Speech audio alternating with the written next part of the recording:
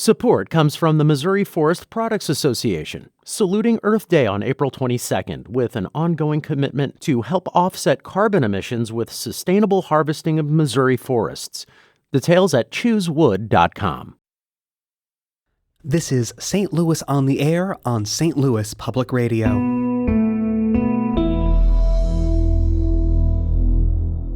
I'm Danny Wissentowski. I had no clue that I could grow food in a container or a pot. That has been my mission, to introduce other people, specifically Black women, to the concept. Once I realized that okra is extremely resilient. You can almost just walk away. If anyone has followed me on social media, I call myself the okra whisperer because I'm always forcing people to try okra raw. Oh. Have you ever tried okra raw? No one's whispered that to me before. Yes, well, I am whispering it to you now, and I hope to see you this summer. Oh, my goodness. So that I can force that upon you as well. It might not feel like it today, but spring is almost here. The days are getting longer and the ground has thawed.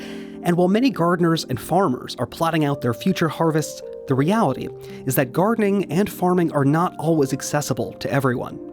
Urban farming has helped change that, but there is still a lot of work to be done to make farming and gardening inclusive and welcoming to everybody. Leah Lee is an urban farmer and founder of the group Growing Food, Growing People. She started her organization in 2019 with the goal to grow food and people through healthy food accessibility and interaction with the soil. And for the first time, she's getting ready to spend 8 weeks teaching full classes in her own backyard. And Leah, we're so glad you could be with us here today. Welcome to the studio. Oh, thank you so much for having me. Your connection to farming and gardening started in a pretty unconventional way. Tell us a bit about that journey for you. Sure. Very unconventional. My dad passed, and I am his only child. So in his transition, I had to go and clean out his apartment, and it was full of plants. And I looked at the plants and I was just like, wow, I can't just let them die. I have to take them with me. And a majority of those plants I still have today. Wow. Were there some that you had helped grow with him, or ones that share some special connection? Not at all. So you didn't know this about this side of him before? No, not at all. I didn't even know he liked plants. Oh my goodness. So where did you go when you were trying to kind of honor that connection with him and to clearly keep that part of him alive? Yeah, I went straight back to the soil. This was all part of, in my opinion, a divine plan. This was an agreement that was made well before I arrived here.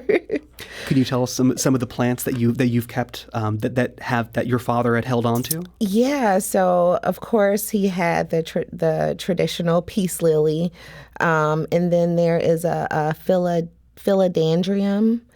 And I really don't know the names of the other houseplants. I am a farmer, so I can tell you much about tomatoes and collards. You know the important things. Yes. So the group that you founded, Growing Food, Growing People, and this goal of reconnecting people with the soil, what is that connection that has been broken, and how are you trying to reconnect that? Yeah, a lot of people just do not interact with the soil at all anymore, whether it is growing food or taking hikes throughout nature. It's just not heard of. People we live in a very quick and fast society now, so people want things very quickly and miss the golden opportunities, which is right below our feet, the soil. Wow.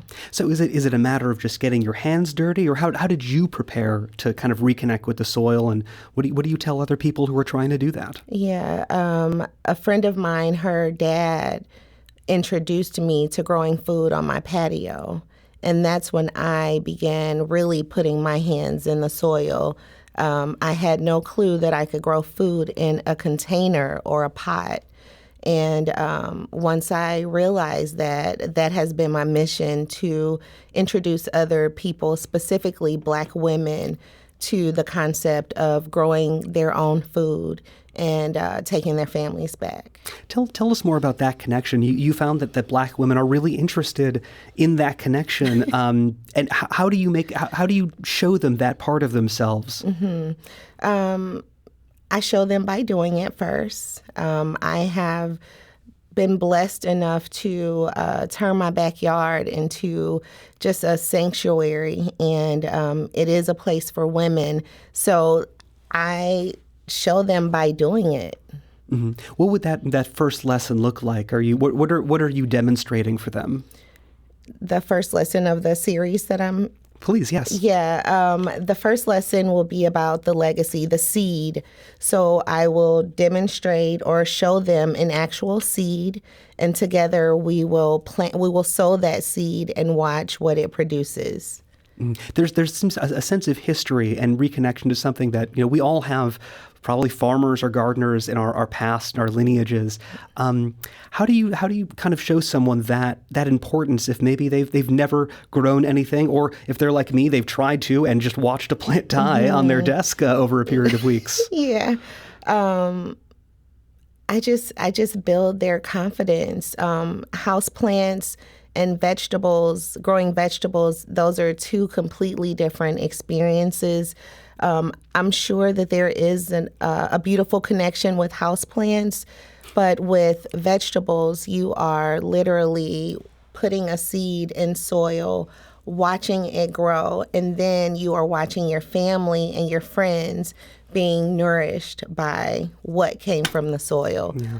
It seems like there's a distinction between gardening and farming, and they both take so much intention, but they're clearly so different of what you're drawing out and what the connections you're making. Is there a difference in how you present that to your students between gardening and farming? No, I mean, farming is just a bigger space that you may have. You may have a few more things to tend to, like livestock, or if you're growing an orchard of something of that sort. But gardening, you're still producing, you're still growing. Mm-hmm. Now, we talked about what's new coming up in this spring in this 8-week course, which is the first time you're offering something of this size with a large class, or larger than you've done. Tell us a bit about what is this Gardening 101, and how are you kind of pushing this beyond maybe what people are just expecting? Yeah, it is. It's going to be an experience. It is listed as an 8-week course, but it will be an experience. I want to take people from the beginning, which is the seed, all the way to having fresh farm to table meal. So I want to take these participants from the beginning to almost the end, but in my style and fashion. I want to integrate some history. I want to integrate some self-empowerment, some women empowerment. So it's going to be amazing. Tell us about some of the history that you're hoping to kind of build into these lessons. Yeah, I would like to talk about how some of the seeds got here, like the amazing okra seed. A lot of our ancestors planted those seeds in braids, and that's how they got here. And I would like to have those conversations and talk about how resourceful Black women have been, and how we can continue to show up in a resourceful way for our families and our communities just by growing our own food. Mm-hmm. Is that something that impacted you? I mean, the sense of looking at seeds, at plants as having this powerful symbolism for resilience and survival for people. Absolutely. Absolutely. And so, tell us a bit more about kind of what your students will be doing in this 8-week course. There's the history part of it, but, there's the practical aspect to it. Where do you begin, I guess? Yeah, we will begin in the soil. Mm-hmm. We will spend a lot of time in my backyard, actually putting seeds in the ground and interacting, putting our hands in the soil, talking about the amazing bugs and their benefits as well. So we're going to go deep. Mm-hmm. Now, I'm curious, is there a part of this journey that you're most looking forward to? I know there's that first day where they're getting to know the seeds, but there must be something special about that, the first edible thing that they create out of the ground, or maybe the first time that their plant dies and they don't know why. What are you looking for? I am looking for a connection, whether it is with the seed, whether it is with the soil, or whether it's with being with a community of women. I'm looking for connections. Mm-hmm. And those connections really go beyond just the individual gardeners, but Absolutely. the notion of the community. Kind of bring the community kind of into this discussion. What are the bigger ripple effects here from helping these individuals become the gardeners they want to be? Yeah, the bigger picture is these participants take what they learn and they go home and they talk about it. They talk about it to their neighbors. They talk about it on social media, and they pique the interest of people that wouldn't typically have been interested in growing tomatoes, but they had such a magical experience with me, they can't help but tell people. And then I just imagine a community of growers where people have taken their power back, and instead of spending money and going to the grocery store, they are spending time in their backyards with their families and growing food and eating together. Mm-hmm. In just a few minutes, before the show, we were talking in the green room, and you were mentioning that, the students who've been interested so far have really all been Black women and mothers. Yes. What connections are they bringing? Why, what's brought them to this particular this activity and this passion? I think they've just watched the relationships that I've built with women. I know that it's important for women to embrace this type of lifestyle because, in my opinion, when looking at the household, when mom is whole, the entire family is whole. So if I can impact mom in a holistic way by teaching her how to grow her own food for her family, how to make medicine for her family, how to breathe and meditate in her garden that she's created, then I can also send that ripple effect throughout the household.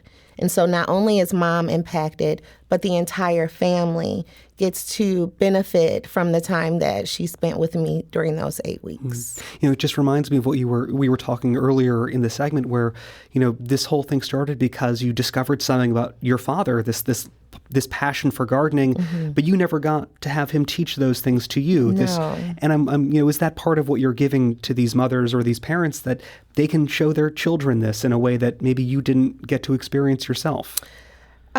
Not so much. I think I look at it as we were kind of put in a system to where healthy food isn't available for us. So I would like to show moms that just because it isn't available doesn't mean that we have to stay stuck in that situation. We know that we need healthy food. Here's how you do it. And I would like to provide the tools and everything they need to go home and make that happen. Now, on the show, we've covered, I think, these subjects of food deserts and the way that, particularly these Black communities have not had the food resources, not had the stores, even if you could just go and buy healthy food. Is that part of, the sustainability and the community that you're building here is a response to the lack of resources? Absolutely. Absolutely. Within a 1 mile radius from the corner where I serve during the spring and summer, giving out free vegetables, there isn't a space for people that look like me to go and get beautiful, healthy vegetables that has not been tainted with any type of harmful chemical. So by empowering women to go home and drop a seed in the soil, we're kind of helping fight that problem. Right. Now, we're this connection to the land. I think we all have a sense that, we have this in our past, but I think you're really trying to address how this connection was broken, and I think very specifically for Black women. How do you go about repairing that, and maybe what was the cause of the break? The cause of the break is systematic racism or oppression. And how I will repair it is, again, empowering Black women that look just like me to go into any space that they have, not just their backyard. We will find a space in your front yard. Wherever you can put a pot, we can grow some food, and that will, I believe, begin to change the trajectory of communities all across St. Louis. Mm-hmm. We're talking with Leah Lee. She's the founder of Growing Food, Growing People. And she's teaching people to connect with the soil, food, and their communities. Leah, this is the first time you're putting this 8-week course together. But I'm curious, where, if you cast your mind into the future, what are you planting now, perhaps, and what do you hope to flourish from it? Yeah, I hope to have my own farm school. Where I started my garden, I want to turn that into a space for people to come regularly to learn about where their food comes from, how to grow their food, how to prepare the food that they've grown. I would love this space to be a hub for other Black farmers that's in St. Louis. It's not just me. It's a bunch of us. It's a bunch of us. So I would like for this to be a hub, and I want to grow food and grow with people. Tell us a bit about some of the particular things that you are growing. What's some of your favorite vegetables or food that is coming, and what's maybe some of the meaning and symbolism that you draw from them? Yeah, okra is my favorite. If anyone has followed me on social media, I call myself the okra whisperer because I'm always forcing people to try okra raw. Oh. Have you ever tried okra raw? No one's whispered that to me before. Yes, well, I am whispering it to you now, and I hope to see you this summer. Oh, my goodness. So that I can force that upon you as well. But okra is extremely resilient. You plant this beautiful plant, and you can almost just walk away, especially in this particular zone, and it's just magical. The entire plant, from the flower to the stem, it's medicinal.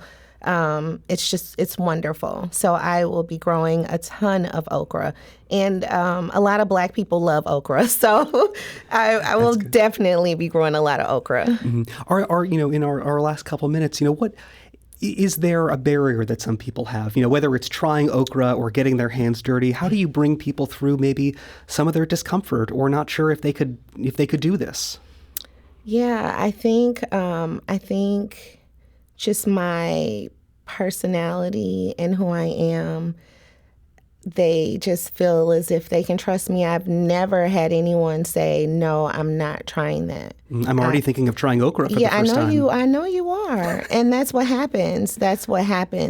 And that's the exact experience that I am expecting the participants to walk away with. No, it's the encouragement, it's the skills, it's the style. You clearly bring all of that to this wonderful kind of program.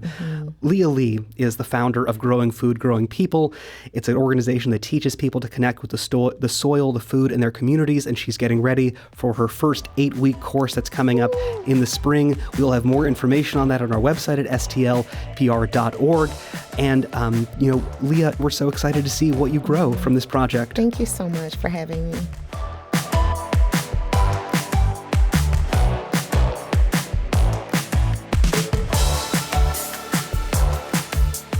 This episode was produced by Maya Norfleet. Audio engineering and podcast design by Aaron Dorr. Our executive producer is Alex Hoyer. St. Louis on the Air is a production of St. Louis Public Radio. Understanding starts here. Our podcast proudly supports St. Louis artists by using music from Life Creative Group. Do you find yourself regularly listening to episodes of St. Louis on the Air? Suggest us to a friend you think might enjoy our conversations, and leave us a review and rating on Apple Podcasts on the App Store. It's the simplest way to help people discover our show. Thank you. St. Louis Public Radio is a member-supported service of the University of Missouri St. Louis.